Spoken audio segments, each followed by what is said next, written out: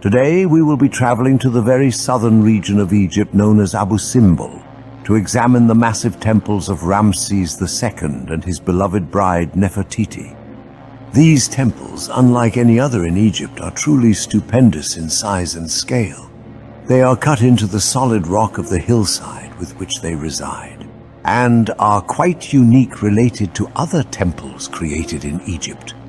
Come along as we examine these wondrous structures in southern Egypt at Abu Simbel. Ramses II was born a civilian. His grandfather, Ramses I, was a vizier and military officer during the reign of Pharaoh Horemheb, who appointed Ramses I as his successor. Ramses II was approximately 11 years old at the time of his grandfather's accession. Ramses II as a child was embraced by Haron after Ramses I died. His son, Seti I, became king, who designated his son Ramses II as Egypt's prince regent. Ramses II was approximately 14 years of age at the time. For the early part of his reign, he focused on building cities, temples, and monuments. After establishing the city of Pi-Ramesses in the Nile Delta, he designated it as Egypt's new capital and used it as the main staging point for his campaigns in Syria. He is also widely considered one of ancient Egypt's most successful warrior pharaohs, conducting no fewer than 15 military campaigns, all resulting in victories, excluding the Battle of Kadesh, generally considered a stalemate. Ramses II, commonly known as Ramses the Great, was a pharaoh in Egypt during the 19th dynasty. He is often regarded as the greatest, most celebrated, and most powerful pharaoh of the New Kingdom, which itself was the most powerful period of ancient Egypt. Ramses led several military expeditions into the Levant, where he reasserted Egyptian control over Canaan and Phoenicia. He also led a number of expeditions into Nubia, all commemorated in inscriptions at Beit el-Wali and Gerf Hussein. Estimates of his age at death vary, although 90 or 91 is considered to be the most likely figure. Upon his death, he was buried in a tomb, KV7, in the Valley of the Kings.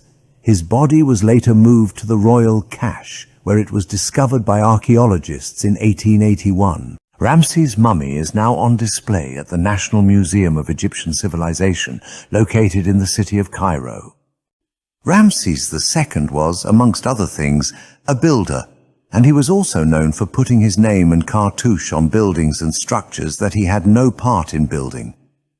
Reminiscent of some current real estate moguls who feel the need to plaster their name all over buildings they did not build. He would erase motifs from buildings and have his carvings replace them, and ensured that his carvings were cut in quite deep, so that later pharaohs could not eradicate his carvings like he had done himself. He was reputed to have fathered as many as 200 children during his life, and he had many, many wives, but Nefertiti was, without doubt, his main squeeze, and at the site known as Abu Simbel, which certainly is his biggest promotional building effort. He built a second temple honoring his great queen Nefertiti, and in both of these structures he sought to elevate himself above the level of a mere mortal up to the level of a deity or even a living god.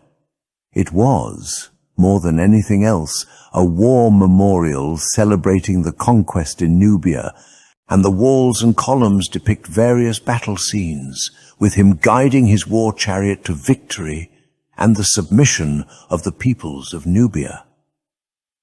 He spent a lot of time away from his capital fighting wars, and it was Queen Nefertiti who administered the kingdom in his absence. And she must have done a very good job at that administration, because her temple illustrates much of her work as administrator of the kingdom, and there is nary a mention of any of the other many wives he had during his life, nor any mention at all of any of his many, many children. These temples, unlike his other works at sites like Luxor or Ramesseum, were cut into the solid rock, and the workers must have had quite a difficult task removing all of the stone necessary for the interior open spaces required for these temples and the adjoining carved motifs depicting his battles. He was responsible for many more structures and an entirely new capital city named Pi-Ramesses when he moved the capital from Thebes.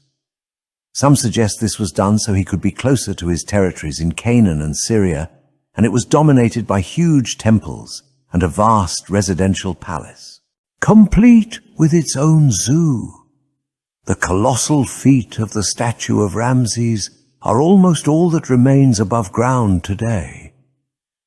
The rest is buried in the fields of the area, lost to time and buried by the elements. The legacy of Ramses II endures to this very day as one of, if not the greatest pharaoh Egypt ever had. Heartfelt thanks goes out to all of you for traveling along with us on this tale of mystery and discovery. Please be sure to like and subscribe and hit the notification bell. This helps us a great deal. This is Professor Poppycock, signing off.